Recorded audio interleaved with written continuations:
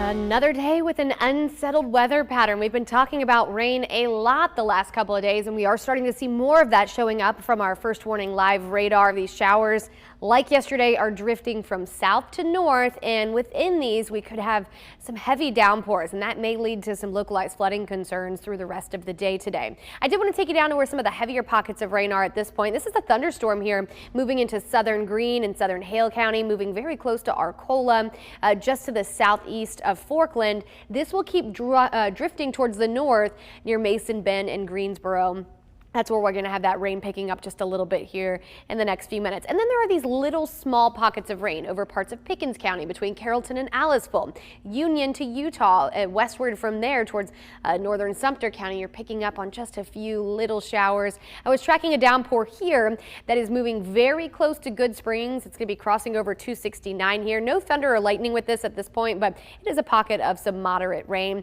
This is the overall pattern. You can really see that swirl to our west. That's still that upper level low we've been talking about over the last couple of days. And as long as that is to our west, we're going to have lots of moisture and the chance for scattered showers and storms. But good news is that eventually this will be lifting away late tonight and into tomorrow. And we do get a pattern change. There are drier days ahead to round out the work week. But for now, making it through another round of some rain this afternoon and evening. Spotty showers and storms likely.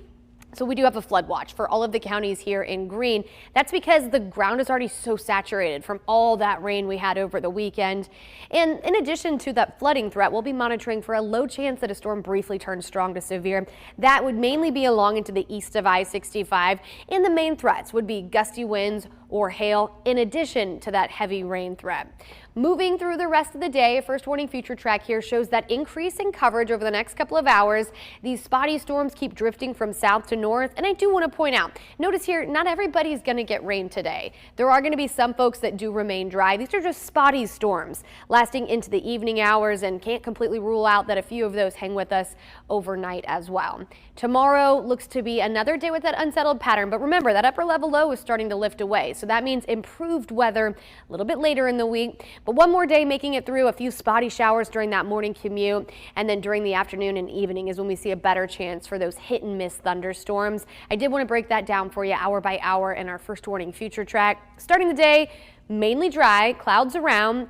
There will be breaks in the clouds from time to time, and it really appears that that better chance for more widespread storms tomorrow looks to hold really over the northern quarter of the state. So we're talking north of I-20 into the evening hours. Some scattered storms remain, but it's not going to be an all-day washout tomorrow. And then watch what happens to our forecast. There's going to be more sunshine. It finally returns Wednesday, Thursday, Friday. As that happens, our temperatures are really going to soar with high pressure building in, and that allows us to climb into the 90s in some locations both Thursday and Friday. We will have to watch for a few storms at times Friday, Saturday, and Sunday, but we see no signal for a washout next weekend.